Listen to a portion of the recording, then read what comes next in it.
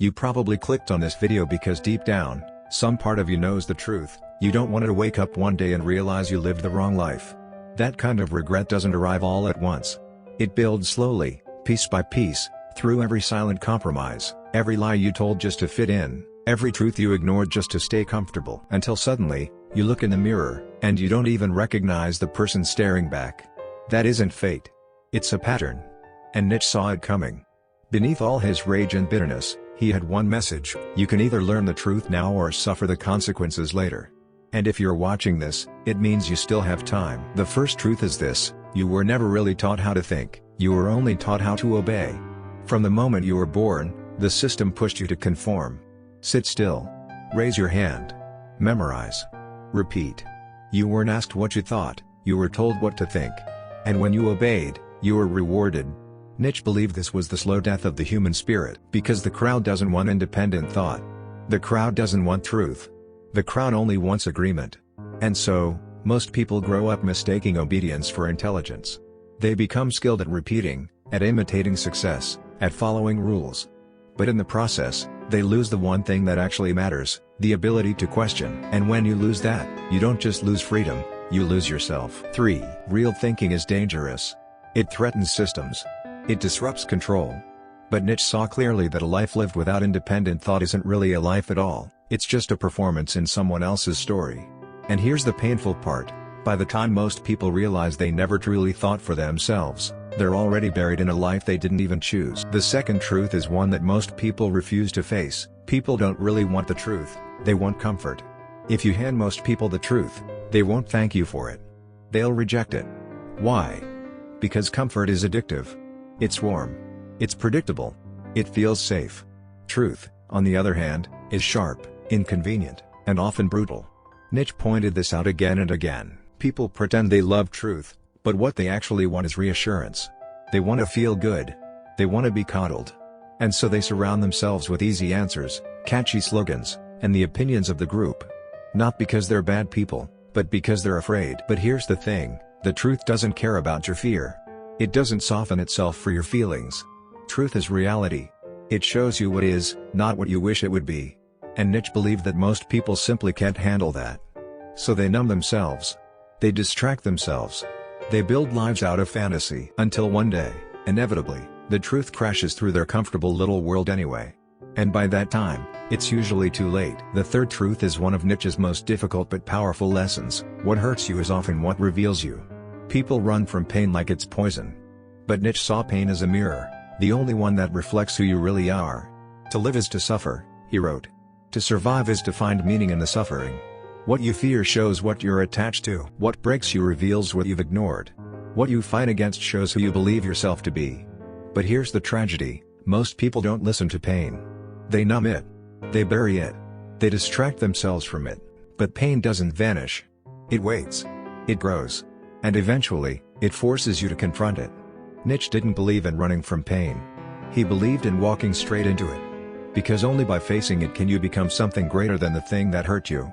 Most people, though, only realize this too late, after they've lost years trying to escape the very pain that held their breakthrough. The fourth truth: the crowd is rarely right, but it is always loud. There's something comforting about the crowd. It gives you a sense of belonging, a ready-made purpose, and the illusion of certainty. You feel safe because everyone else seems to believe the same thing. But Nietzsche warned us: the crowd is not wise. The crowd is only noisy. It doesn't think, it reacts. It doesn't question, it repeats. And the larger it grows, the more dangerous it becomes. He once wrote, "Insanity in individuals is rare, but in groups, parties, nations, and epochs, it is the rule." And he was right. Most people don't realize it until too late, that they built their entire life on the approval of people who were just as lost as they were. They didn't chase truth. They chased validation. They didn't stand for something real. They just blended in. And by the time they finally see that the crowd was wrong, it's too late. They've already sacrificed their individuality for the comfort of belonging. If you want a life that's truly yours, you will have to disappoint the crowd. And Nietzsche believed that most people aren't brave enough to do that until their time has already run out. The fifth truth is just as brutal: kindness without strength makes you a target. You were probably taught to be nice, to be polite, to give, to avoid conflict. And kindness itself is powerful. But Nietzsche didn't glorify blind kindness. He saw that kindness without strength isn't really kindness at all, it's weakness. Because predators don't respect it. They exploit it. Takers don't stop because you're generous. They just take more. The world doesn't reward softness. It rewards strategy. Nietzsche once wrote, "The weak are always forced to lie." Why? Because without strength, you can't afford honesty. You silence your needs. You hide your boundaries. You shrink yourself just to keep peace. But peace without power isn't peace. It's submission. The person who is both kind and strong, that person transforms lives. But the person who is only kind, they get used, discarded, and forgotten. And most people don't learn this truth until it's too late, after years of betrayal, not just from others, but from themselves. You've now heard 5 of Nietzsche's warnings. 5 truths that people usually learn only after paying the price. But this is just the beginning. Because the next 4 truths are even darker. They'll explain why discipline slips away, why your shadow keeps sabotaging you, and why people who claim to support you suddenly vanish when you start to succeed. If you're ready to go deeper, let's continue. The 6th truth: discipline isn't about motivation, it's about self-respect. Most people chase motivation like it's some kind of magic fuel. They wait for the right mood, the right playlist, the right inspirational quote to get them moving. But Nietzsche would have laughed at that. Because the moment you depend on motivation, you've already surrendered your power. Motivation is fleeting. Discipline, on the other hand, is solid. And Nietzsche understood that discipline wasn't about punishment or hustle culture, it was about integrity. Think about it. You don't brush your teeth because you're inspired, you do it because it's who you are. You don't protect your boundaries because it's easy, you do it because it matters to you. Discipline is the purest form of self-respect. It means acting based on your values, not your moods. When your actions depend on how you feel in the moment, you're building a life on sand. But when your actions come from meaning and values, you become unshakable. That's the difference. Most people don't realize this until years of broken promises, failed goals, and self-betrayals have piled up.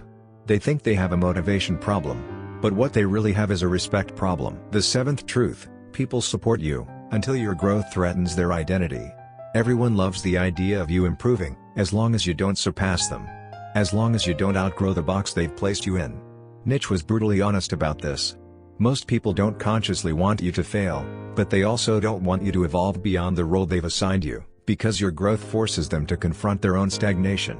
Your ambition exposes their excuses. Your transformation shatters the equilibrium. That's why when you start setting boundaries, chasing goals, or speaking your truth, some people won't celebrate, they'll mock you, distance themselves, or claim you've changed. And the truth is, you have. You've stopped shrinking to fit their comfort. Most people only discover this lesson after losing relationships they thought were permanent. But those relationships weren't built on the real you. They were built on the version of you that never grew, and that version no longer exists. The 8th truth: your shadow will sabotage you if you ignore it. Every person carries a shadow, the hidden parts of themselves they were told not to show. Anger, jealousy, shame, desire. Nietzsche, much like Jung later, understood that suppressing your shadow doesn't make it disappear. It makes it stronger. The more you deny those parts of yourself, the more control they gain behind the scenes. They seep into your decisions, your tone, your habits. They whisper sabotaging thoughts when things are going well. They lash out when you finally feel at peace. The truth is, being good doesn't mean being harmless. Real strength comes from integrating the shadow, not hiding it. Because the person who acknowledges their darkness can't be controlled by it. Imagine your shadow as a neglected child locked away. The longer it's ignored, the louder it screams. But when you finally face it, hear it, and understand it, it stops being a monster. It becomes an ally. Most people only realize this after their shadow destroys something they loved. When they finally see that it wasn't life that betrayed them, it was the unacknowledged self within. The 9th truth: you can't think clearly if you're always trying to please everyone. People pleasing is one of the most seductive traps in life. On the surface, it looks kind. It feels safe. But Nietzsche saw it for what it really is, a mask. Because when you spend your life catering to other people's expectations, you lose your ability to hear yourself. You second-guess every decision. You overthink every word. You dilute your instincts until your clarity is gone. Here's the truth: people-pleasing isn't generosity, it's fear. Fear of rejection. Fear of conflict. Fear of being alone. But the more you please others, the less they see the real you. Nietzsche believed that true self-knowledge requires disappointing people, not because you're cruel, but because it's necessary. Living authentically will always contradict someone's expectations of you. Most people only realize this late in life, when they look around and wonder, why does no one actually know me? It's because they trained everyone to love their performance, not their truth. And when the truth finally breaks through, those around them either don't recognize it, or worse, resent it. At this point, you've heard 9 truths. And each one is like a quiet scream from your future self, warning you of what happens when you ignore them. But we're not finished yet. The last 4 truths are even deeper, even sharper. They'll show you why you can do everything right and still feel empty, why tension has replaced meaning, and why Nietzsche didn't see death as an end but as a mirror. These are the truths that challenge you not just to think, but to change. The 10th truth: you can still feel empty after doing everything right. From the time we're young, we're given a checklist. Get the degree. Land the job. Find the partner. Stay out of trouble. And if you do all that, the promise is happiness. But Nietzsche saw through the illusion. He believed that following all the rules doesn't guarantee joy, it often leads to despair. Why? Because you can do everything right and still be living someone else's idea of a meaningful life. Here's the heartbreaking part. After years of sacrifice, people finally arrive at the place they thought would bring them peace, only to feel a gnawing emptiness. They look around and ask, why don't I feel whole? Nietzsche warned that this kind of despair comes from mistaking structure for substance, from choosing outer validation over inner truth. Most people realize this only when it's too late, when their life is already built, their roots too deep, and their options limited. That's when the void sets in. The only real way out isn't more effort, more success, or more approval. It's asking a different question, not what should I do? But what's mine to do? The 11th truth: meaning is rare, and attention is a poor substitute. We live in a world obsessed with visibility. Likes, followers, views. On the surface, it feels like connection. But Nietzsche would tell us the truth: attention is not meaning. It's performance. And yet people chase attention as if it will fill the void. Why? Because it's fast, it's visible, and it gives instant feedback. But it's hollow. When the spotlight fades, as it always does, what's left? Nietzsche believed that meaning doesn't come from how many people see you. It comes from what you see when you're alone. It comes from doing work aligned with your essence, from speaking words that matter, even if no one hears them. Attention is cheap.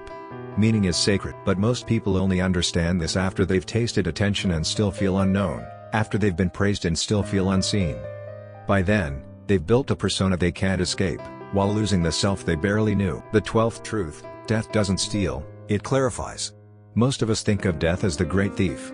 It takes our time, our loved ones, our plans. But Nietzsche didn't fear death. He saw it as a mirror.